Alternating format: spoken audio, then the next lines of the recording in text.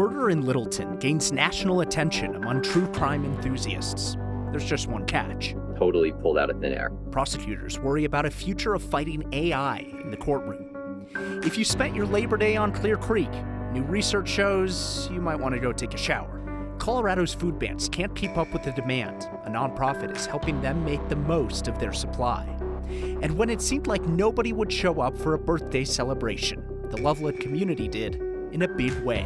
There was just vehicles after vehicles. It was the firefighters, then there was an ambulance, and then there was like 5 police officer cars. We're laboring on Labor Day because this is next. A video about a supposed murder in Littleton went viral this week. Millions of views online. Only one problem. It's totally false. Our Kelly Rinke talked to a district attorney who's worried AI technology could impact real cases. True Crime Case Files brands itself on YouTube as a go-to spot for true crime content. The concept caught on quickly, more than 85,000 subscribers in less than 1 year. There were 200,000 views on a video about a jealous husband in Fort Collins who killed his wife in 2019.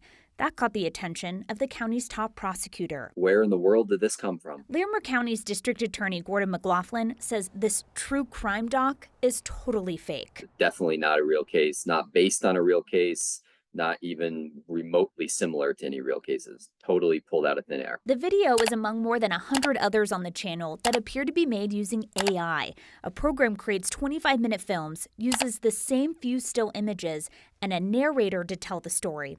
And below the videos are hundreds of comments from people convinced they're true. If people start distrusting reports of crimes, that might mean people start distrusting real victims of crimes. DA McLaughlin worries how fake crimes can impact real ones. So anything that's spread this widely and then people find out they've been duped and it's not real, that sows distrust in the entire system. In a courtroom, his job is to convince a jury that evidence proves someone is guilty of a crime without a doubt.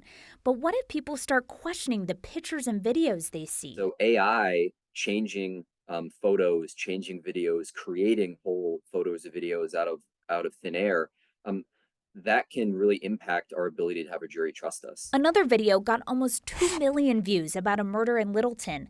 The police department said the case is totally made up. Fake stories on this channel are being posted almost every single day. They can just scam more people and trick more people. District attorneys in Colorado tell me they haven't heard of other channels like this, but this technology really makes it possible for more people to make this type of fake content. Did you watch the video? I did watch the video. Does it look real? It's interesting because it's kind of like the same 5 photos that are used across a 30-minute documentary. So we're kind of trained to look out for that stuff. To me, it didn't look real at all, but we're talking thousands of comments from people who are convinced that this was such an egregious act, but it's a completely fake crime. And 2 million views. I mean, people are spending time on this. Sharing it, yeah. There's probably some comments underneath saying, why isn't the media covering it? The answer is because it's not real. Totally fake. Kelly, thank you. Colorado GOP Chairman Dave Williams is claiming victory after his supporters voted to keep him in office over the weekend. The vote comes just a week after a separate meeting where Williams' critics voted to remove him as party chair. Now the party's in joint custody of sorts of 2 dueling party chairs. Inside a church in Castle Rock this weekend, Williams made his pitch to remain in control. The GOP has been divided by his attacks on fellow Republicans and inability to raise money and recent attacks on the LGBTQ community here in Colorado. The meeting was largely attended by Williams' own supporters, who overwhelmingly voted to keep Williams and his allies in office. But Williams' critics are backing former El Paso County GOP Chair Eli Bremer. Bremer and a whole slate of new party officers were elected to lead the party at a meeting last week. Both sides are claiming the other vote doesn't actually count. So last week, Bremer told us the former GOP officers were, quote, squatters. Right now, it's sort of like we got squatters in our house, and we're going through the process of eviction, and it's going to take a minute to get all the assets under control. I think the first step will be settled right here in Colorado. The Colorado courts do have jurisdiction over enforcing final rules of the Central Committee of a political party. Williams told his supporters this weekend that he is prepared to defend his leadership in court. Both Williams and Bremer have already asked different courts to rule in their favor, and the issue is eventually likely headed to the Republican National Committee to decide. Good news for fall enthusiasts. Summer is over. Let me be the first to wish you a happy meteorological fall. Weather researchers stop their summer record keeping when August ends. And going by that metric, Denver's second hottest summer ever just ended. Denver's average temperature from June to August was 75 degrees, just edging out the average in 2020 to put it at number 2. We got a ways to go to beat the record. The average summer temperature in 2012 was 76.3. The records go back to 1872, although the official climate site was downtown back then. Now it's out by the airport. I want to bring in Kathy Sabin right now, and with all that hot weather, we do have a cool down coming up, so that'll feel nice. We do. Something for everyone, Mark. We've got another summer-like day coming up ahead of an early preview of fall. And since it is the meteorological beginning of fall, you're going to love this extended forecast. Today, plenty warm, low 90s. The average high this time of year is about 85, but no records. And we're tracking a little bit of cloud cover along the foothills, a cloud cover that's producing thunderstorms with wind and lightning, but not much rain. Temperatures have come down out of the low 90s into the upper 80s for Denver, Greeley, Fort Collins, 70s in the mountains. And the wind continues in out of the east and southeast at 25 to 30 miles per hour. Because of the wind, the warmth, the low humidity values, this area here in Magenta, eastern Adams County, eastern Arapahoe County, under a red flag warning for high fire danger through 8 o'clock tonight. So we all need to be pretty careful over the next few hours and then again tomorrow with anything that's flammable.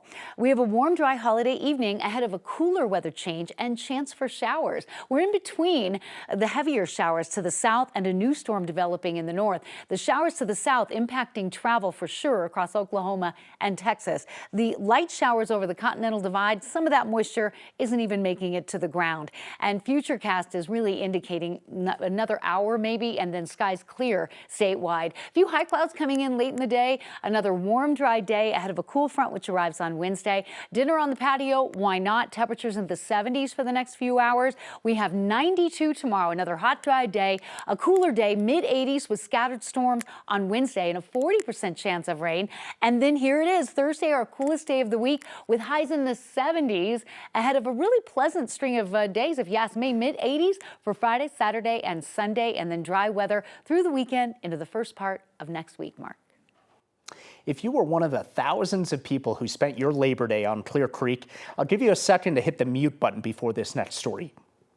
All right, thanks for sticking with us, everyone else. New research paints a not-so-great picture of all the stuff that we're leaving behind after a day on the water.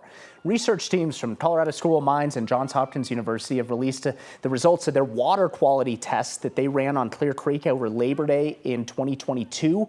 They focused on that popular tubing stretch in Golden on Clear Creek in an effort to gauge the impact that recreation has on our waterways. So here's the weird part. Downstream, they found elevated levels of all kinds of microscopic plastics and chemicals, and elevated traces of painkillers and cocaine. Not sure what people are doing on the water there. Their findings also suggested fecal matter left behind by humans and pets, and that all the extra activity kicks up lead particles that have settled to the bottom of the river. The good news, though, the conditions were pretty quick to return back to normal after Labor Day weekend, as all those particles either floated downstream or settled back to the bottom of the river. But the researchers say they still have a lot of unanswered questions about the long-term impact, especially downstream from that river spot. And we want to say a quick thank you for all that you've done this week to connect unhoused Coloradans to a basic necessity most of us take for granted: showers. Here's Kyle with an update on this week's microgiving campaign. Happy Labor Day. Thanks for being with Next while I'm away. The summertime is a difficult time for nonprofits in our community to raise money, but not for the nonprofits featured through Word of Thanks, because your generosity is year-round. Latest example, between your weekly and monthly donations to Word of Thanks, you've raised more than $30,000 for the nonprofit Showers for All, which runs shower and laundry trucks in our community for people living in their cars or on the streets. Your year-round generosity has now raised $13.25 million for nonprofits in every corner of our state. If you know of an impactful nonprofit in your community, email me, next@9news.com. I'll see you tomorrow. It's one of those things that is known that it exists, but it really truly is shocking to see it up close and personal. Colorado's food banks barely have enough to go around, and they definitely don't have enough to just toss in the trash. A nonprofit is on a mission to ensure that nothing goes to waste. And Colorado wants to catch and relocate wolves. Which leads to the obvious question, how do you catch and relocate wolves? We talked to one of the few people who actually knows. And a rare instance where having a team of first responders show up to your birthday party is a good thing. Next. If you're thinking that you have a tough job this Labor Day, at least you're not the guy in charge of hunting down a pack of wolves. Colorado Parks and Wildlife says its staff plans to capture and relocate a pack of wolves up in Grand County, causing some problems for ranchers. Sounds like something that's easier said than done. We talked to an expert wolf capturer to find out how that process works. Yes, there are those types of people out there. Carter Niemeyer used to work for the federal government helping with Yellowstone's wolf reintroduction. He says there are two methods. One requires a helicopter to shoot a wolf with a dart or a net, but it's not a good time of year for that because there's still leaves on the trees and all that foliage, and they can hide under that, making it hard to see. So the other way is to set up traps on the ground and lure the wolves in with scents. So pups are easy to catch. The adults, it just depends. I fully expected to have a wolf within 3 days in a foothold trap. If I didn't have one within 3 days, I was doing something wrong. So I guess the good news there is the pups are easy to catch. Since April, CPW says wolves in Grand County have killed 16 cows and sheep. The agency hasn't said whether they've captured any of those wolves just yet and won't say what they plan to do with the wolves once they do capture them. Leaders up in Larimer County are setting aside funds for residents who lost their homes in the Alexander Mountain Fire, which burned nearly 10,000 acres last month. Homeowners can apply for grants towards the cost of rebuilding for the next 3 years. The Larimer County Assessor's Office says more than 50 structures were damaged or destroyed in that fire, and that includes more than 30 homes. So last week, Larimer County Commissioners approved a cleanup and rebuilding program to give eligible homeowners up to $1,000 towards their rebuilding permits. Residents can also get up to $500 for a permit to rebuild outbuildings. A nonprofit in Centennial is working to prevent food waste by taking food that would otherwise spoil and extend its shelf life. Here's our Angeline McCall.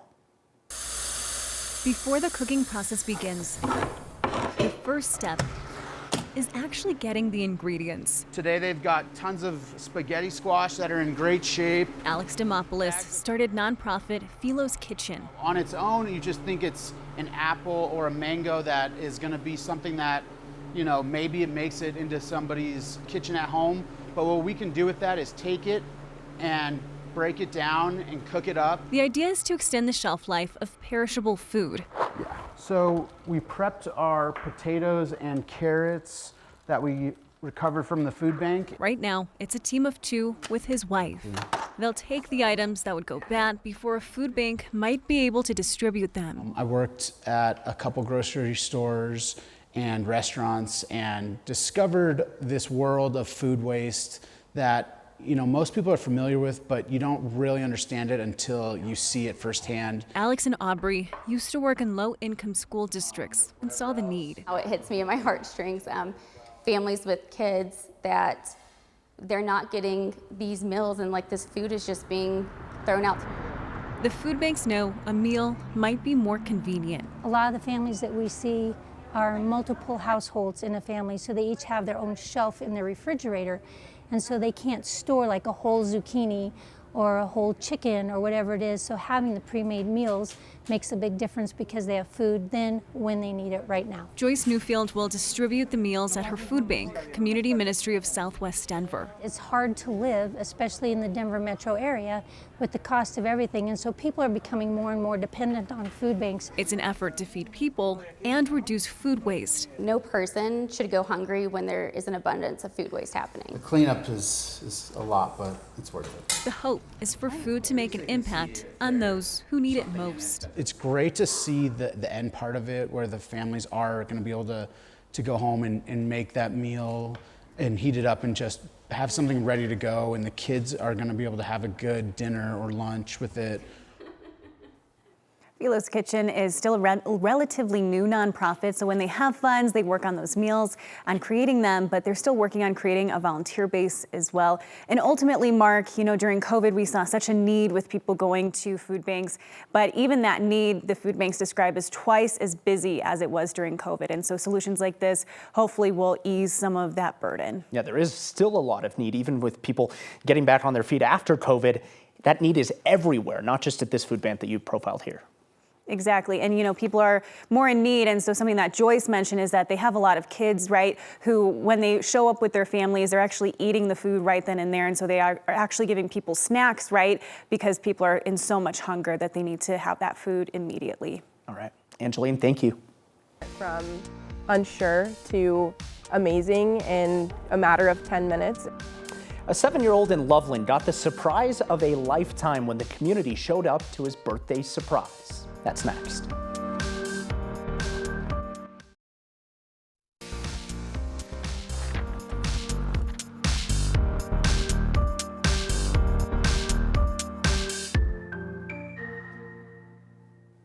Birthdays are supposed to be fun, a day filled with gifts and friends and all of that. But when one of those two went missing at a Loveland birthday party, a group of first responders came to the rescue.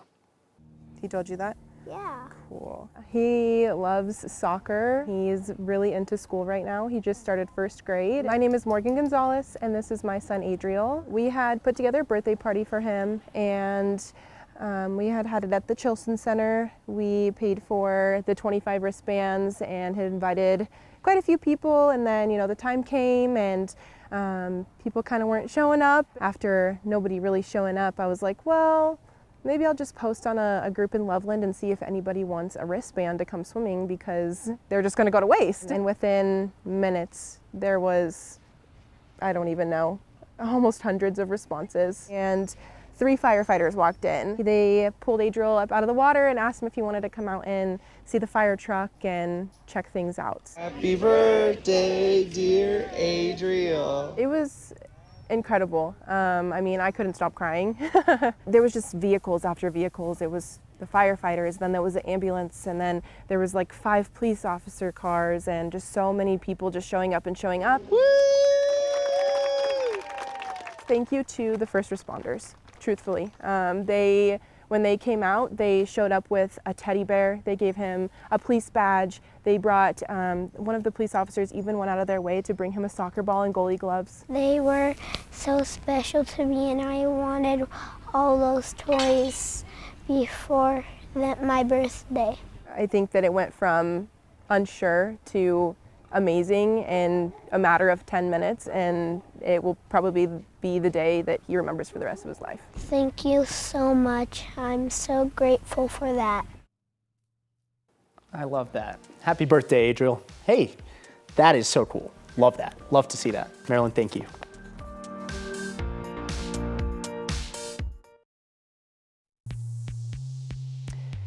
The most Colorado thing that we saw today is a moose in the middle of Denver traffic. It's always smart to be alert for moose on the trail, but what about a moose on a trailer? A viewer named Jim sent us this photo of a taxidermied moose strapped in for the ride to its new home. Not pictured, of course, the frustrated driver right behind the moose who just can't see anything in front of him. Just the moose's rear end there. If you see anything that seems like the most Colorado thing that you saw today, feel free to email us at next@9news.com.